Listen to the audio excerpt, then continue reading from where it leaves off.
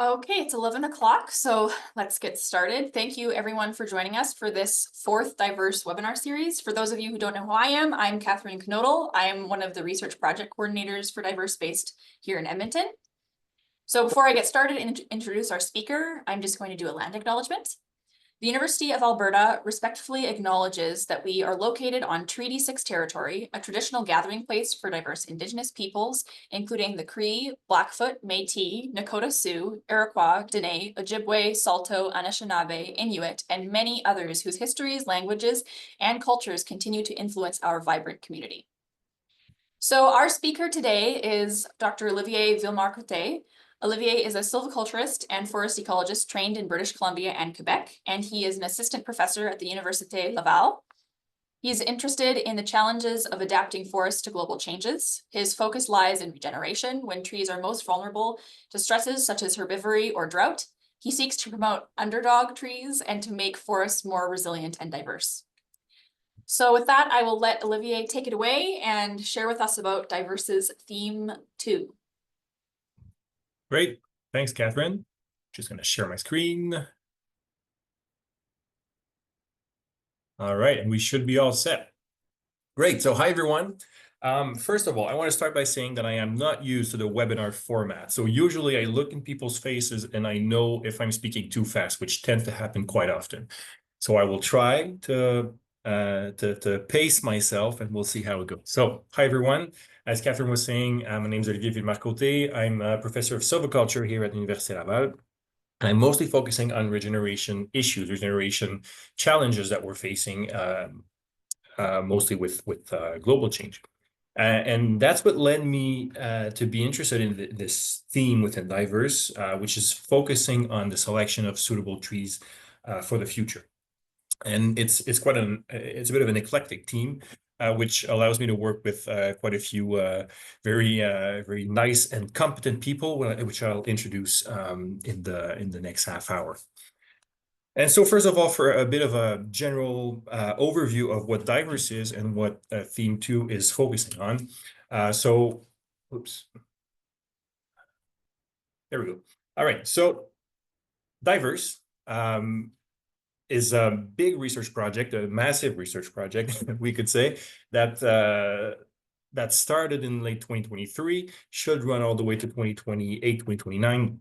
And the main goal is to help adapt forests to global change, to make forests more resilient in the face of global change. It's a big project with a lot of partners, some First Nations, some industrial partners, NGOs, governmental agencies, also a lot of scientific collaborators within Canada, outside of Canada, also in the States, in Europe also. So very big project. As you can imagine, that also means a lot of research sites. And so there's 22 forest management areas that have been identified that are managed or partly managed by our partners. So one of the goals of Diverse is to kind of split the work between all of these management units, so that we try and get the research going all over Canada. So as you can see, that covers from BC all the way to Nova Scotia. So we got quite a few management areas. So what's the goal of Diverse? We want to contribute to the toolbox that we have to make forests more resilient to face the uncertainties of global change. The way Diverse is trying to do that is through functional diversity. We'll get back to functional diversity, but first I want to talk about global change a little bit. So first of all, we talk about global change, not climate change here, because it's a bit more inclusive to talk about global change. So it's easier to include things like new invasive species, for example, which could be linked with climate change, but could be completely independent of climate change and be linked with, new trading routes, for example, right? So we tend to talk about global change, which are more inclusive. So what do global changes mean? Well, one of the things they mean is a lot of changes and a lot of uncertainties in natural disturbances. So I pulled out this figure where what they did is That's a global study for all forests around the globe. And what's important to see here is the colors, right? So if there's red, it means an increase in the disturbance. So there's red everywhere in that hexagon. So increases for drought, fire, pathogens, insects, snow and ice, and wind, right? But what does the increase mean? Well, there's a lot of different changes can be happening and are predicted for disturbances, right?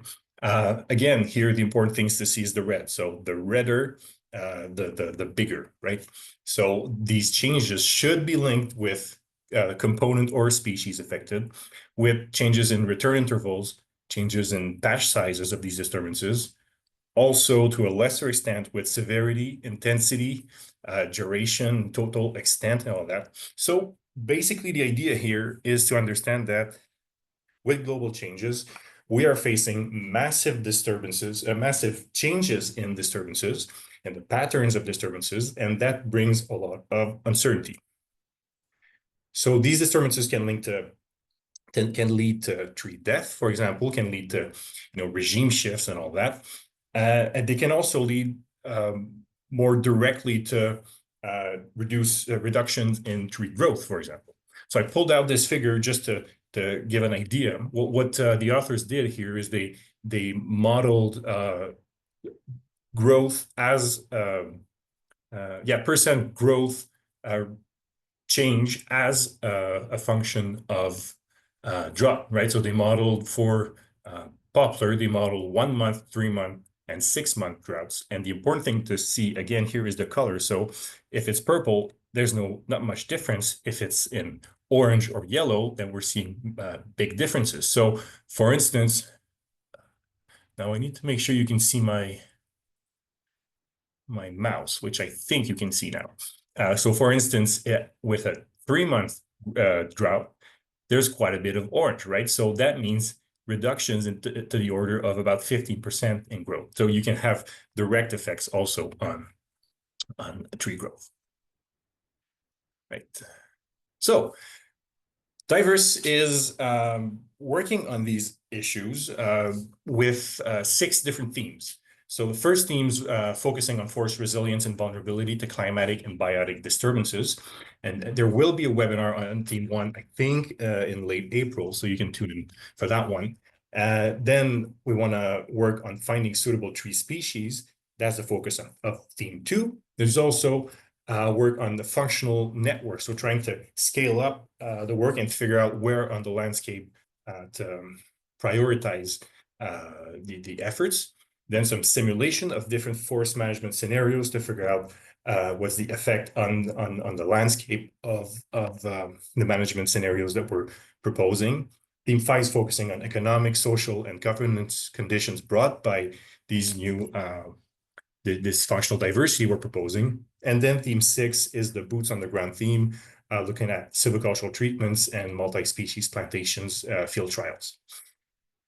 Good. So themes 3, 4, 5, and 6 already have some webinars online if you're interested in seeing the details. So how do we select species?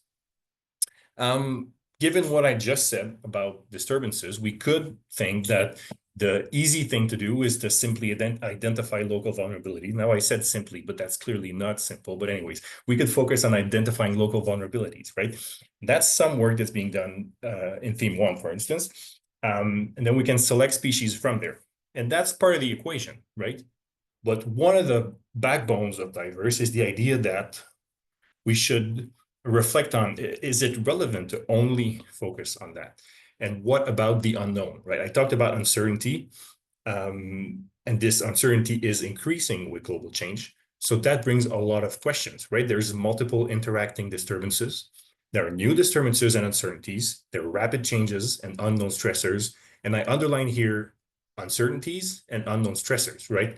A lot of things we just don't know and we cannot know them, right? Lots of stochasticity. So for instance, we could say northwestern boreal forest in Canada fires the most prominent disturbance. Let's focus all tree species selection on fire resistance. Well, That's fine until something else on fire happens, right? So the idea here is to try and get and be ready for a multitude of possibilities. So this is where functional diversity comes in. So functional diversity, what is it? I'm going to go, that's a very basic overview here, right? So I'm going to use some example to understand it. But first we need to understand what, to understand functional diversity, we need to understand what functional traits are. So bit of a definition, they're morphological, physiological, or phenological features that are measurable at the individual level and which impact fitness indirectly via its effects on growth, reproduction, and survival. Right? So basically measurable things on a tree that affect its fitness. So these can include root depth, right? If your roots are deeper, you get easier access to water. Bark thickness, same thing. You can imagine that the paper birch is much less resistant to surface fire than Douglas fir with, 6-inch thick bark. Same thing for height. You could use the example of fire. A tree, for instance, which branches start at 2 meters in height, will tend to catch, well, the branches will tend to catch fire on a surface fire, whereas if the branches start at 30 meters in high, much less risk of the tree going in the crown. Foliar area also is linked with, photosynthesis is linked with water loss and drought resistance and things like that. So those are examples of functional traits. Now, these functional traits can be used to calculate functional diversity. And we won't go into the technical here, but I'm just going to use this these two theoretical stands as examples to show you what we mean by functional diversity and functional redundancy. So when we look at the top stand, we've got two species, right? Two species which are functionally different, right? They have quite a bit of differences in their functional traits, right? So only two species, their functional richness, but they have high functional diversity because of these big differences in functional traits between the two. So high functional diversity, but there's low functional redundancy. Why? Because there's only two species, and so there's not many species that have the same or similar functional traits, so no redundancy. When we compare that to the bottom stand, where we have 5 species, so species richness of 5, high functional diversity, we basically have the same trait space covered by the same species, okay? But now we have high functional redundancy because we have multiple species that cover these same traits. So let's assume here that all the 3 coniferous species are much alike in terms of traits, and the 2 deciduous species are much alike, right? Now, I guess you're seeing where I'm going with this, but let's imagine that a host-specific pest comes in, attacks a single species. What happens in the top stand is that we have, instead of 2 species, we're down to 1 species. Functional diversity is reduced drastically, right? Because we only have the 1 species. And so we have, that could lead to some problem, right? Where we compare that to the bottom stand, where there was functional redundancy. So we're down from 5 species to 4 species, but we maintained the functional traits that were present, and theoretically, we maintained the diversity and the resilience of the stand, right? So the idea here is that by increasing functional diversity and redundancy, we can theoretically ensure that stands are ready to face a wider array of disturbances and stressors. And then the idea, that goes back to theme 3, but the idea is to scale up this thought process and to figure out where on the whole forested landscape we should focus our efforts in priority to have the most and the most relevant effects on functional diversity across the landscape. So with that, how do we know which species to consider in these diversification efforts, right? Because we don't want to just increase diversity for the sake of diversity. We don't just want, the diversity metrics to go up so that it looks good, right?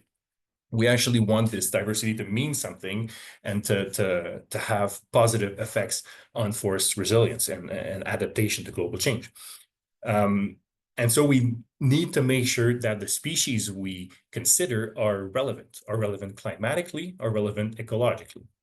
And so this theme is mostly focused on the first part, so on making sure the species are relevant climatically. And when we take a step back, the basis for this work is intraspecific variability, which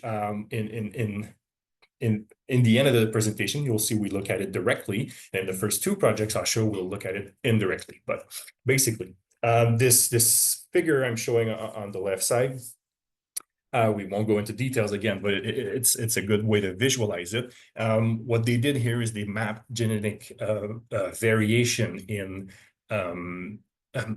aspen, right? So a species that's present from Mexico all the way up to northern Canada, you can imagine that it's got quite a bit of variation genetically. It goes through very different climates in northern Canada and in Baja California, for example, right? So it can face a variety of different climatic conditions, different climatic extremes, right?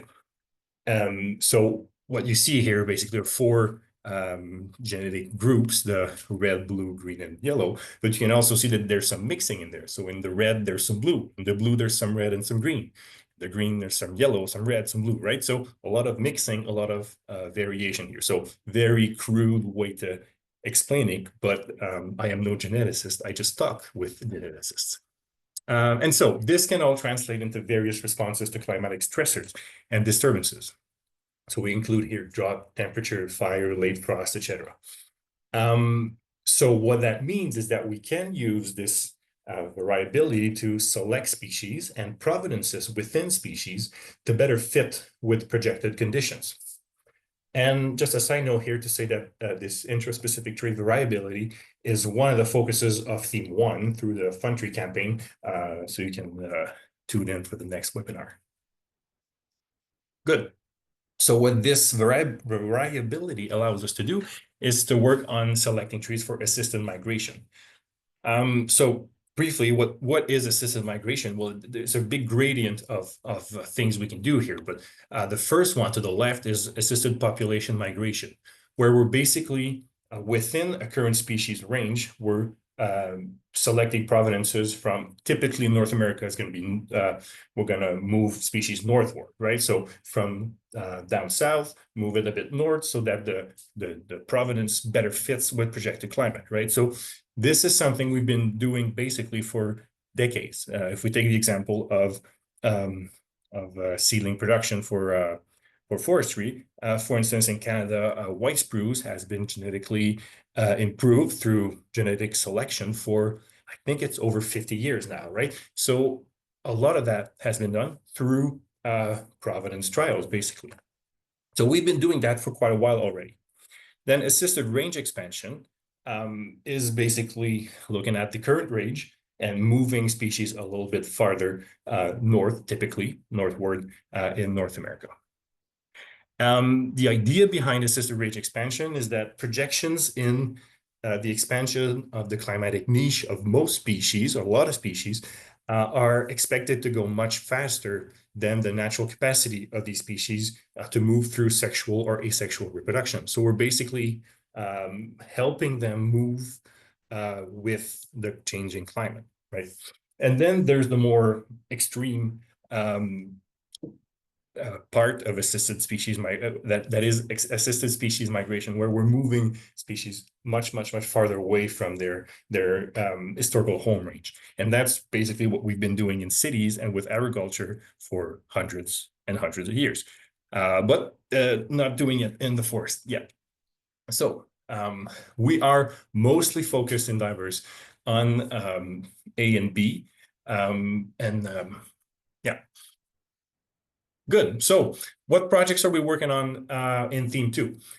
The first one I want to tell you about is focusing on climate safety margin. That's work being led by Morgane Dendocker, who's a postdoc at UCO, working with Christian Messier, myself, and Manuel Esperon Rodriguez at Western Sydney University. Good. So what we've been doing here is trying to determine some climate safety margins. So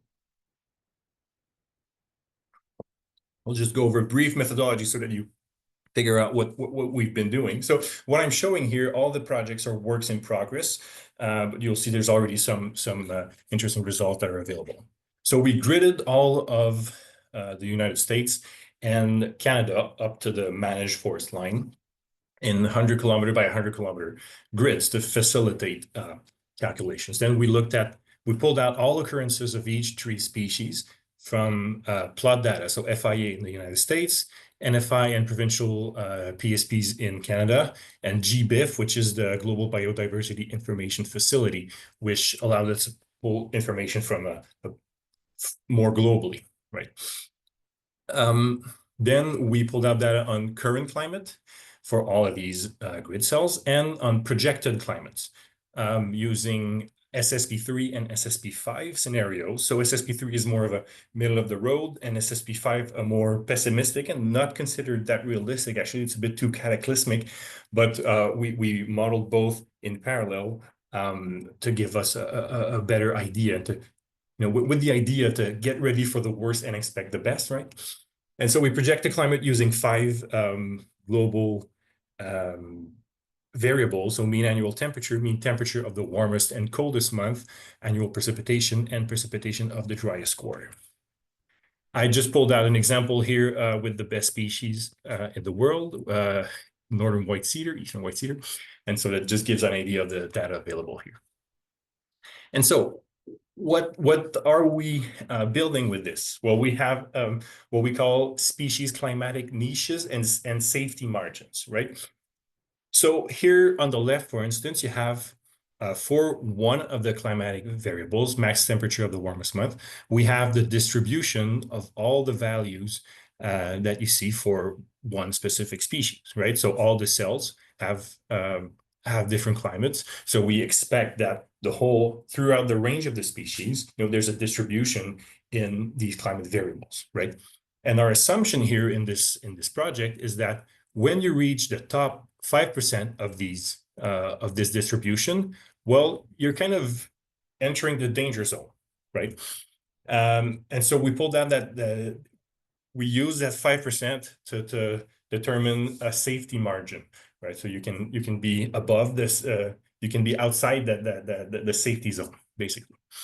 And so you could say that these percentiles are a bit arbitrary, right? They're a bit like p-values. Is it significant or not, right? P 0.05, and it is subjective, true. But the goal here is to identify areas and species which could be more at a climatic risk, okay? So we're not suggesting that species will magically disappear once they exceed a climatic tolerance, right? We're suggesting that these areas or these species may be more at risk of seeing problems linked with climate change. And so it kind of raises a first flag to tell you then, okay, let's focus here and look at the other things we can do here. And so what information do we get here? Well, we can have, we're calculating a safety margin, right? So I'll explain here. The red line here is that 5% I was telling you about, where below could be problematic, above should be fine or should be better, right? So an example here to the right, the blue line is a random cell within the range. It has a positive difference. We have a positive safety margin here. And another example to the left, we have the blue line much below that 5% threshold. So it is, so it have a negative safety margin. So the idea being here that the more positive a safety margin is, the better. And the more negative, the more problems you could have. So with that, so that information is available now for all species in Canada, but also the species that are present in the US as kind of a potential species for assisted migration, north of the border, right? And then we can look at a species level throughout Canada. So we pulled out an example of for Picea mariana, so black spruce. To the left, we have current safety margins, so current climate. To the right, we have SSP3, so middle of the road, 2070, 2100 projections. And what we're seeing is, sorry, I got the Zoom panel, which is, okay, we're good. And so we're seeing basically that for temperature, we're just below 0 for safety margins. So we're starting to get into maybe a bit of a danger zone, but most importantly for precipitation, we're identifying this Western Canada is already in the negatives for precipitation. When we project ourselves to 50 years from now, well, again, we can identify for precipitation, we are in the negative safety margin zone. Some areas are more in the positive, right? So Eastern Canada, we'll see some increases in precipitation. So we have positives here for precipitation, right? So we can pull out this information for each species and see projections at the whole country level. And then we can also look at all data pulled together, right? So for instance, here we have the percentage of species which are exceeding their safety margins. And we're looking here at projections 2040, 2070, and 2070, 2100. And what we're seeing here is, again, that the Western Canada is seeing more red, right? With upwards, 60 to 80 to 100% of species that are exceeding that climatic tolerance. So they're beyond that 5% threshold I was telling you about earlier. So fairly high percentages in some areas. Now you're going to tell me what's the relevance of percent of total species here, because we all know we have massive gradient of species richness from south to north in Canada, right? In the Northern Boreal, maybe you're going to have 6, 7, 8 species, and in Southern Ontario, you're going to have 50, 60, maybe 70 species, right? So we're still playing around with the best way to portray these results.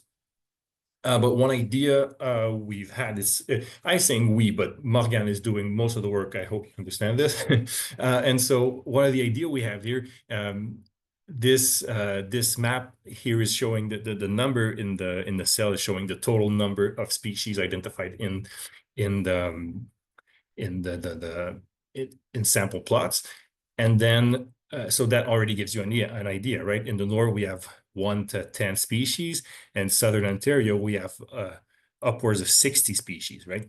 And so we're playing with some visuals here to try and better showcase that there is, yes, the percentage of total percentage of species that are seeing exceeding that 5% threshold, but there's also the proportion of species, right?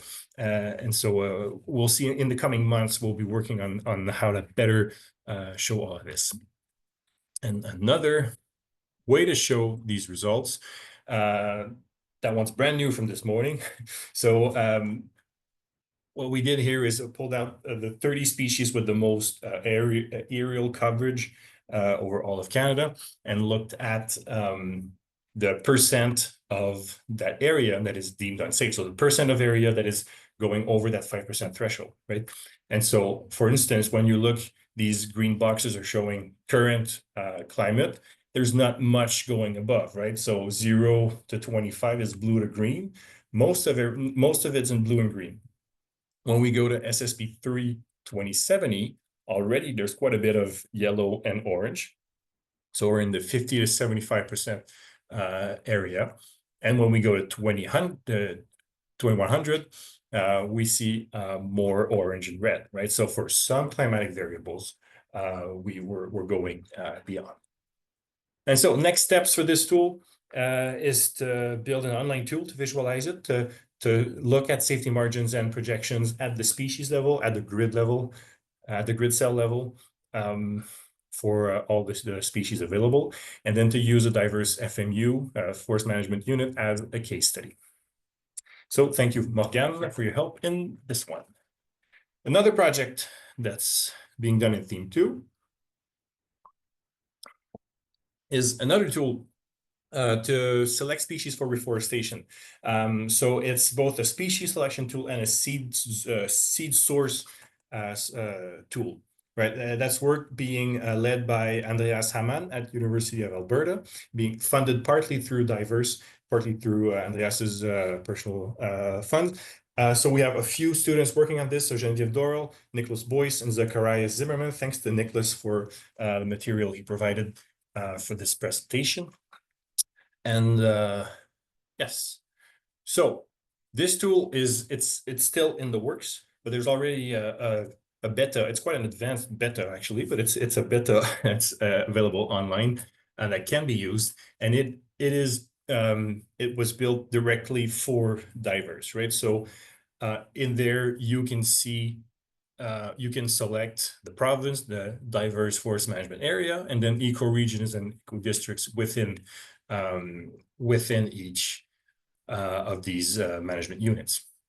And then once the selection is done, well, it's going to pull out projected climates. So with mean annual temperature and mean annual precipitation. Oh, one thing I forgot to mention, the methodology behind this tool is fairly similar to the one from the previous work I showed. One of the main differences is that the climatic scenario that's being used is SSP2, so a little bit more conservative than SSP3, and so that's one of the main differences. Other than that, both are using this climate analog idea to give the results. And so we see this projected climate here, and then to the right, we have a list of climatically suitable species for this particular ecosystem. So it's looking at historical data and then current and projected data, 2050s, 2080s, right? And what it's showing here on to the right are percent basal area of each species. So we're, yeah. So I'll show you. Then you can pull out also some extended tables, which give you for each of the species present, through time, what the historical basal area was, proportion of basal area was, and then projections according to climate analogs. One of the very neat things in that tool is that there's there are sliders that you can use to help determine the degree of climate proximity you want. So for instance here, okay, we selected, I think I do not remember the name, but Northern Alberta, right? And so that gives you all the data points that are fairly close, right? But we can slide to the left, we can slide climates closer. As you move them to the left, it decreases that, it increases the climate proximity, makes it closer, right? And so let's think about this a second. If you want to plant a tree in 2024, it needs to fit with current climate because you're planting it now, and it needs to fit with future climates because it's going to live all the way up to the 2080s, right? So for this example, let's decrease the distance for projected 2020s and 2080s climate, and that gives us this pool of, what is it, 6 different areas that you could select species from. So then you can click on them and use them as potential seed sources. What that gives you then is at the bottom, it gives you a table, which is for each of these stands that come out, it's showing you current percent basal area of the species that are currently there, right? So that gives you an idea of how to identify which species to focus on and to determine which provinces would be better, in terms of climate. So this one gave us a zone that's not very forested, but for the to get into a more forested one, I pulled one in Quebec, so an area I know a bit better. So here we're in the mixed woods of Quebec, and if we get projected climate to 2080s, well, it gives us areas that are in the very south of Quebec or in New England, right? New York, New Hampshire, and all that. And then you get the list of species. And and their percent basal area. So if we look at the composition of these species, they're all species that are already present in that area, or they're very at the kind of at the limit of their range. And so you can think about them, the other steps in potential assisted migration, or at least sourcing better provenances for your seedlings.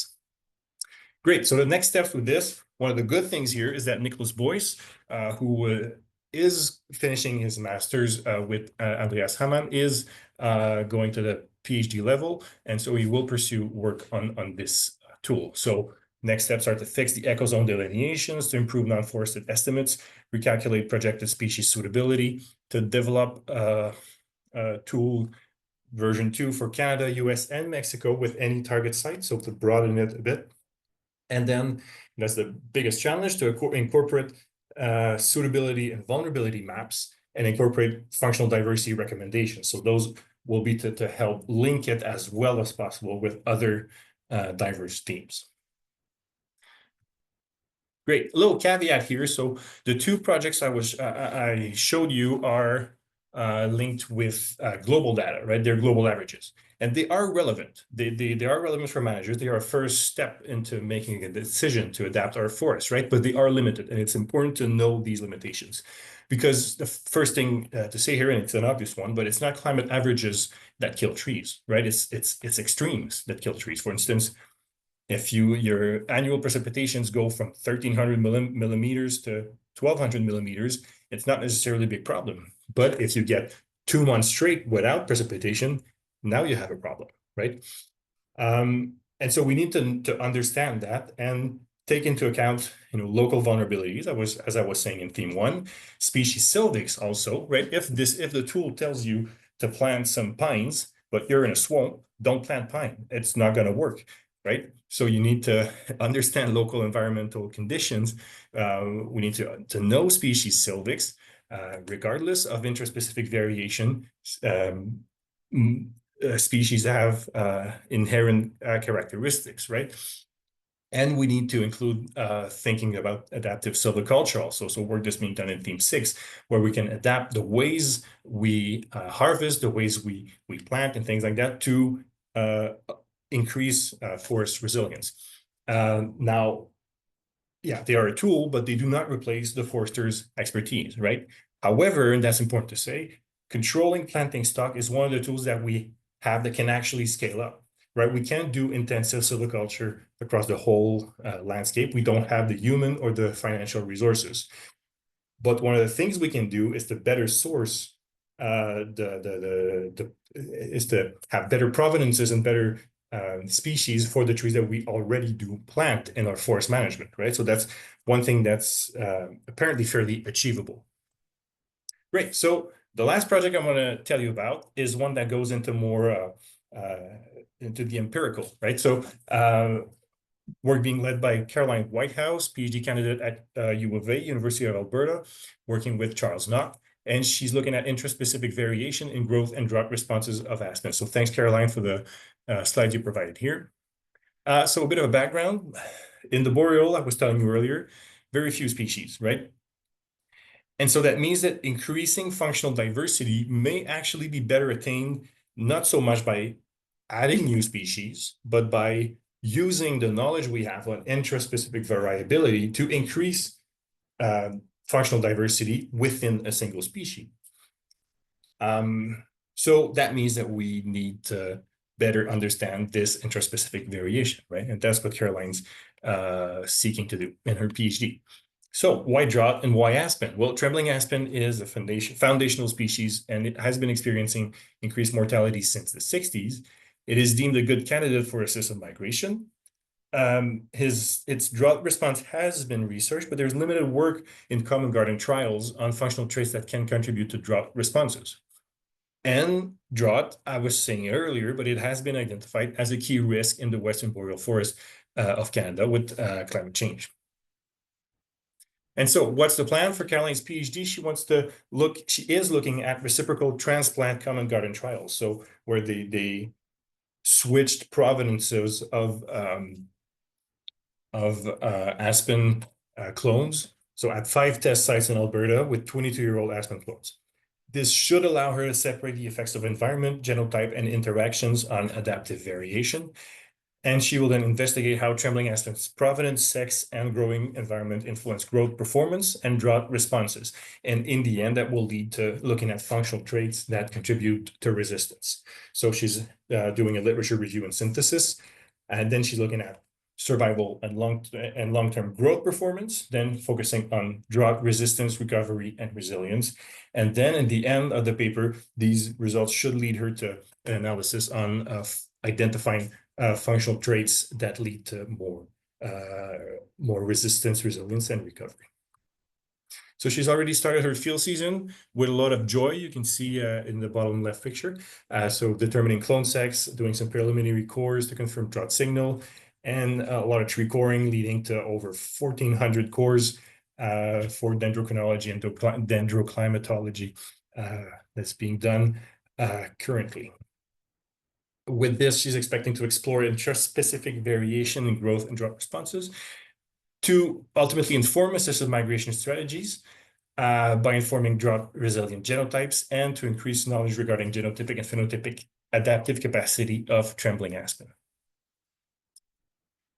So to finish, in theme 2, we're looking at trying to identify which species to put forward, right? So identifying species that are most at risk, selecting the right species, selecting the right provenance within species, and increasing functional diversity at both the stand and the species level. So that gave you a little bit of an overview. Hope you liked it, and I'm ready for some questions. Thank you.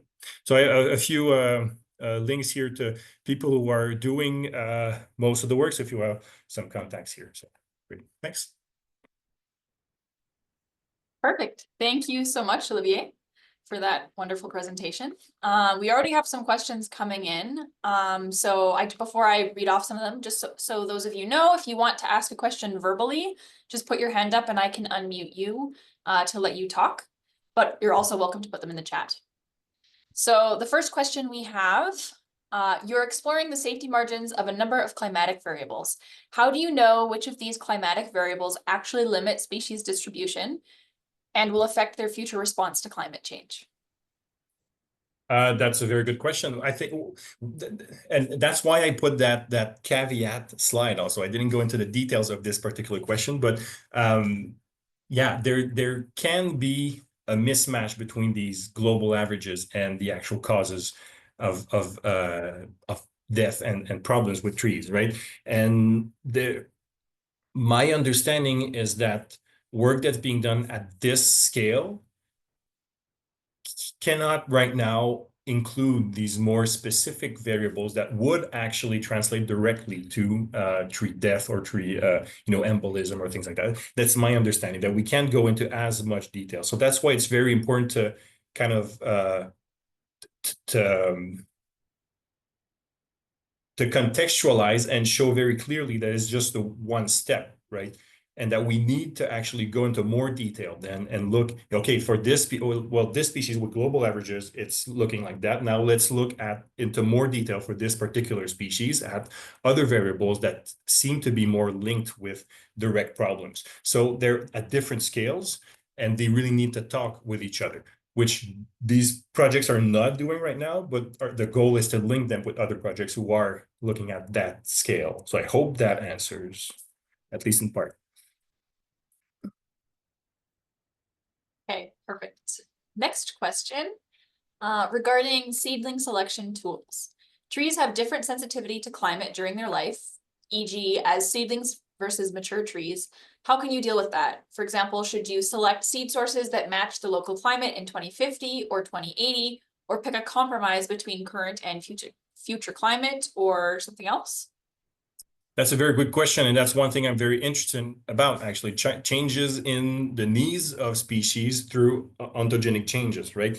So typically, we say that seedlings are more vulnerable, and they tend to become more resistant as they age, right? There's less reserves when they're young and all that. So yes, that's one thing that's not directly included in these tools. However, when I showed you that example of, you know, the sliders moving, you know, we tend to say, oh, we need to make our provenances fit with the future climate, but we especially need to make it fit with current climate also, right? Because the most vulnerable the species are in theory is right now when we plant them. And so you need to make sure that in an ideal world, the provenance would fit with both current with you know climate from the 2020s all the way up to 2100. Now, if we actually do that, though, it means that in quite a few instances there won't actually be climate analogs, and so you need to make compromises and yeah, try to. But in my opinion, you need to focus on seedlings first. That's my bias as someone who's always been working with seedling. But yeah. Okay, perfect. Next question.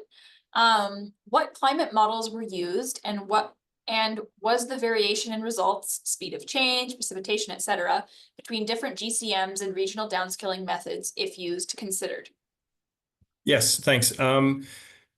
So I have not looked at the details of this for a few months now, but what I know is that we used CHELSA, which is aggregating, I think it's 6 global models and is downscaling it. So I cannot answer you with more precision, but we use CHELSA 2.0 to do some multi-model climate averaging.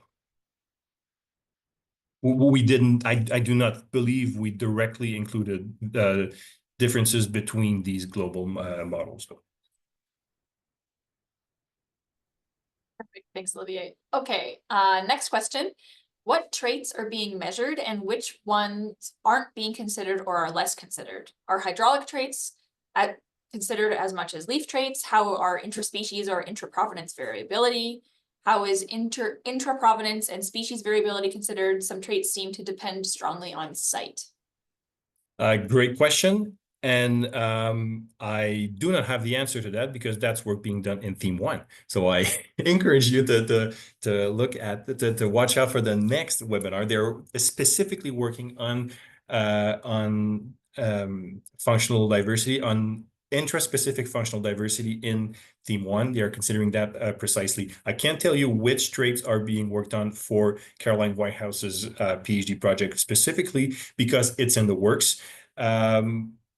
I know that hydraulic traits are considered in theme 1.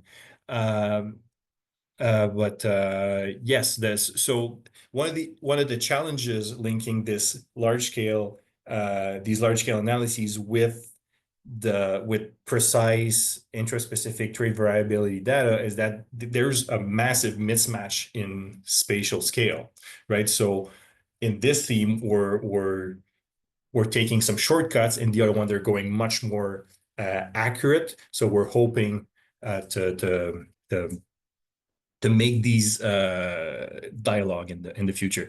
Morgan is chiming in here saying it's 5 global models that were averaged using the median. Thank you very much, Morgan.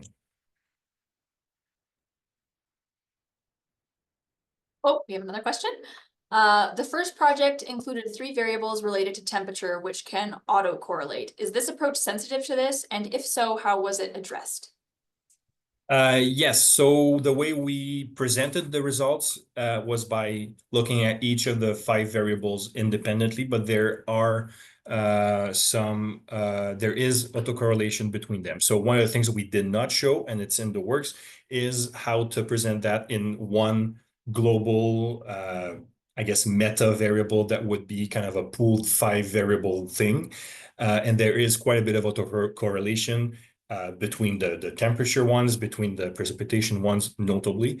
So that's why we presented here variable by variable. One of the things I think that's interesting looking at one variable at a time is that you can, if you know your area, you know that in your area, well, it's drought that's projected, right? The reductions in precipitation. Well, you can focus on that particular variable. But yeah, I hope that answers some part. I just saw Andreas put his hand up, so Andreas, you should be able to unmute and ask your Oh. question. I just wanted to add to this, to the questions of autocorrelations. This is actually a good feature for us because, you know, it's true also that all these variables that we're using are not killing trees, but they are often correlated to variables that kill trees. So if we have, for example, mean warmest month temperature, that's not going to kill trees. It's the extreme heat events or the extreme dry events, but they're often highly correlated to those monthly or annual variables. So oftentimes you capture a lot that actually kills trees with those variables as well. So this is why this works and why the autocorrelations in climates are not necessarily your enemy. Yeah, great. Thanks, Andreas. And also what I answered was regarding the first project, but Andreas's tool is already showing a multi climate variable composite, which I think he's looking at 12 variables and taking care statistically of the autocorrelation.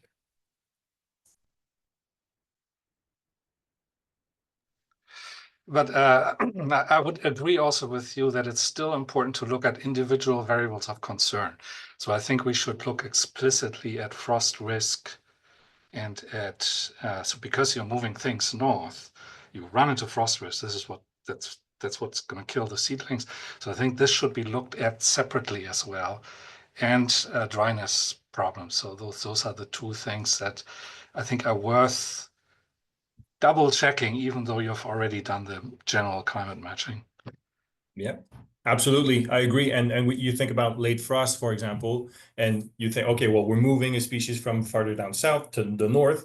So is it even going to keep its same phenology, right? It might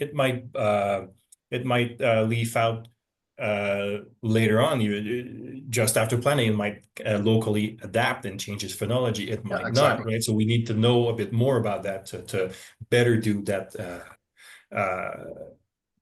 work. Yeah, thanks.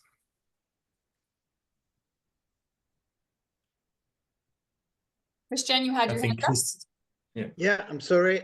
Yes, I wanted to thank Olivier for this very nice presentation and also the very nice questions that we have. I just wanted to maybe add to one of the answers to the question about how reliable are these tools and can we really be sure that the species will respond properly to what we are planning to do. But I think this is an interesting question, and it's very important to know that even with our best tool, there is still uncertainty, and there are possibly other factors like pests and insects that could hit an area. And that's why at the basis of this project is not just finding the best species that can grow in the future, but a diversity of species that has different traits so that we will reduce the uncertainty. So this is, I think, an important aspect of this project that I wanted to add. That's right. That should have been my last slide, going back to functional diversity to bring it back in people's minds. Thanks, Christian.